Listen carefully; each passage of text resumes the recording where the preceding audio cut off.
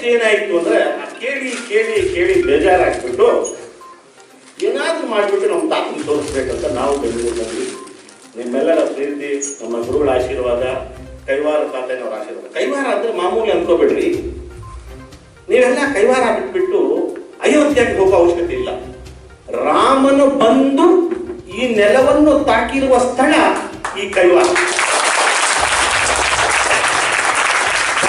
ಪಾಂಡವರು ಬಂದು ಸಂಸಾರವನ್ನು ಮಾಡಿರುವ ಸ್ಥಳ ಕೈವಾರ.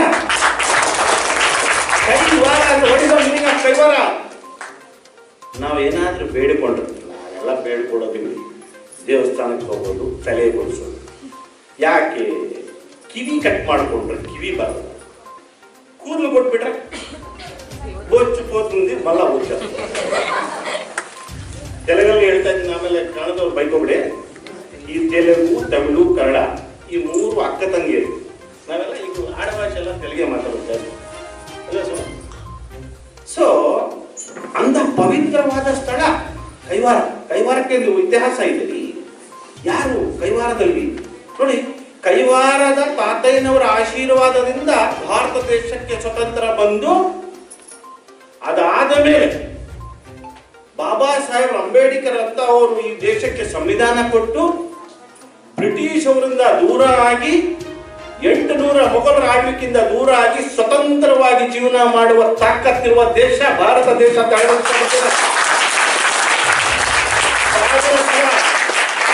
ಸಾವಿರ ಸಲ ಅಂತಾರಾಷ್ಟ್ರೀಯ 48 ದೇಶ ನೋಡ್ತೀವಿ ನಾವು. ನಮ್ಮ ತಾತನ ಹೇಳಿದೆ, ಕೇಳ್ತಾರೆ ನನಗೆ ವೇಸ್ಟ್ ಹೋಗ್ತಾ ಇದ್ದೆ, ಇವತ್ತು ಎಲ್ಲಿ ಹೋಗಿದ್ದೆ ಅಂತ. ಇವತ್ತು ನಾನು ಲಂಡನ್ ಅಲ್ಲಿ ಇದ್ದೆ ಅಂತ ಹೇಳಿದ್ರು. ನಮ್ಮ ತಾತ, ಲಂಡನ್ಗೂ ಕೈಸಾ ಜಾತಾ ಇತ್ತು, ಫ್ಲೈಟ್ में जाता है, वो फ्लाइट कैसा जाता है, ಒಳ್ಳೆ ಜಾತ. ನಾವು ಋಣ ತಿಳ್ಸ್ಕೋಬೇಕಲ್ಲ. ಈಗ ನನ್ನ ಅವಮಾನ ಮಾಡಿದ್ದಾರೆ. ಅವಮಾನವನ್ನು ಮಾನವ ಅಂದ್ರೆ ಒಬ್ಬ ಮಾನವ ಅವನಿಗೆ ಗೌರವ ತಂದುಕೊಳ್ಳುವ ರೀತಿಯಲ್ಲಿ ಬದುಕಬೇಕು. ಅದು ಮಾನವನ ಜೀವನ. ಯಾರು ಒಂದು ಬಿಟ್ರು ಅಂತ ಹೇಳಿಬಿಟ್ಟು ಬಿಡಬಾರ್ದು, ಬಡ್ಡಿ ಸಮೇತ ರಿಟರ್ನ್ ಕೊಡಬೇಕು. ರಾಮ ದಶರಥ ಮಹಾರಾಜನ ದಶರಥ ಮಹಾರಾಜನಿಗೆ ಇವತ್ತು ಗುಡಿ ಕಟ್ಟಿಲ್ಲ. ನಾನು ಅಯೋಧ್ಯ ನಗರದಲ್ಲಿ ರಾಮ ಮಂದಿರ ಕಟ್ಟಿನ ಅಂತ ಹೇಳ್ಬಿಟ್ಟು ಒಂದು ಪಕ್ಷ ದೊಡ್ಡ ಮಟ್ಟದಲ್ಲಿ ಪ್ರಚಾರ ಮಾಡಿಕೊಂಡು ಅಧಿಕಾರ. ನಾನು ಕಲ್ಲು ಮಣ್ಣಿನ ರೂಪದಲ್ಲಿ 50 ಲಕ್ಷ ಕೊಟ್ಟೆ.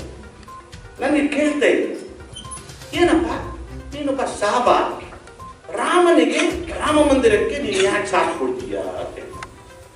ರಾಮ ತಗೊಂಡೋಗ್ಬಿಟ್ಟು ದುಬೈ, ಸೌದಿ, ಲಂಡನ್ ಅಲ್ಲಿ ಹುಟ್ಟಿಲ್ಲಪ್ಪ. ರಾಮ ಹುಟ್ಟಿದ್ದು ಭಾರತ ದೇಶದಲ್ಲಿ. ರಾಮ ಒಳ್ಳೆ ಕೆಲಸ ಮಾಡಿದ್ದಾನೆ. ಹಿಂದೂ ಬಾಂಧವರಿಗೆ ಮಾತ್ರ ರಾಮ ಅಲ್ಲ, ರಾಮ ಅನ್ನೋರು ಭಾರತ ದೇಶದಲ್ಲಿ ಹುಟ್ಟಿದ್ರು ಎಲ್ಲರ ಸೊತ್ತು ಅಂತ ನಾನು ಹೇಳಿದೆ ಅಲ್ವೇ?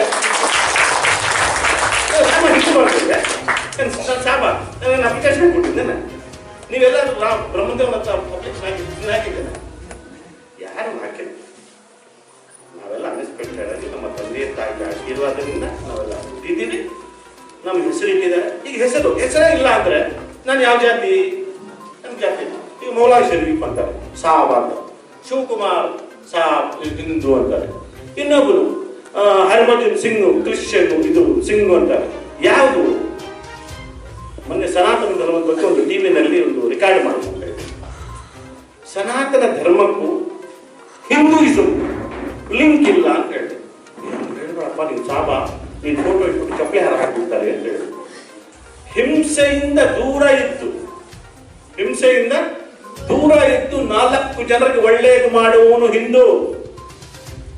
That is Hindu meaning. ಮುಸಲ್ಮಾನ मोहब्बत से साथ लेके चलने वाले का नाम मुसलमान. ಕ್ರಿಶ್ಚಿಯನ್ ಕಷ್ಟದಲ್ಲಿರುವವರಿಗೆ ಎದೆಗೆ ಒತ್ತುಕೊಂಡು ನಾನಿದ್ದೀನಿ ಅಂತ ಹೇಳ್ತಾನಲ್ಲ, ಅವನೊಬ್ಬ ಕ್ರಿಶ್ಚಿಯನ್. ಇದು ನಮ್ಮ ಭಾರತ ದೇಶದ ಒಂದು ಇತಿಹಾಸದಲ್ಲಿ ಒಂದು ಪರಂಪರೆ, ಒಂದು ಸಂಸ್ಕಾರ, ಸಂಸ್ಕೃತಿ. ಏನು ಇವತ್ತು ಪಾಪ ಹೇಳಿ 4 ಮಾತು ಮಾತಾಡಿ ನಾನು ಜಾಸ್ತಿ ಮಾತಾಡೋದು. KA ಕನ್ನಡ ನ್ಯೂಸ್, ನಮ್ಮ ಕನ್ನಡಿಗರ ಧ್ವನಿ.